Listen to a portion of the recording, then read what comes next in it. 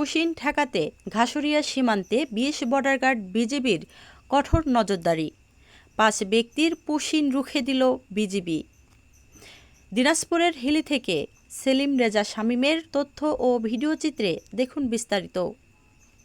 ৬ June ভোর আনুমানিক ৪টায় দিনাজপুরের হাকিমপুর উপজেলার মংলা ঘাসুরিয়া সীমান্ত দিয়ে ৫ ব্যক্তিকে বাংলাদেশে পুশিনের চেষ্টা করেছে ভারতীয় সীমান্তরক্ষী বাহিনী বিএসএফ। এসব বিএসএফের পুশিনের চেষ্টা ব্যর্থ করে দিয়েছে ২০ বর্ডার গার্ড বিজিবি।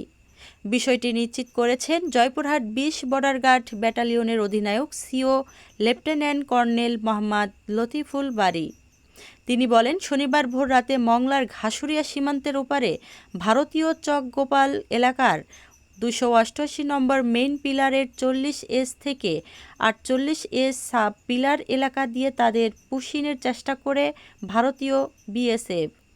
এ সময় বিজিবি সদস্যরা প্রতিহত তাদের সরিয়ে নেয় বিএসএফ সদস্যরা। ঘটনার পরপরই আমি ওই এলাকা পরিদর্শন করেছি।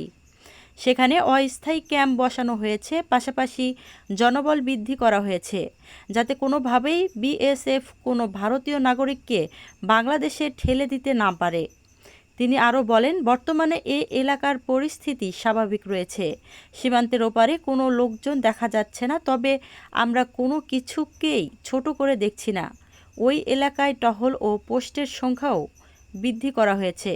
ভারত থেকে অবৈধ পথে কোনো মানুষ যেন হিলি সীমান্ত দিয়ে বাংলাদেশে প্রবেশ করতে না পারে, সেই লক্ষ্যে বিজিবির টহল বাড়ানো হয়েছে। এছাড়া বিভিন্ন সীমান্তগুলোতে গোয়েন্দা নজরদারির পাশাপাশি বিজিবি কঠোর নজরদারি রাখা হয়েছে বলে জানান তিনি।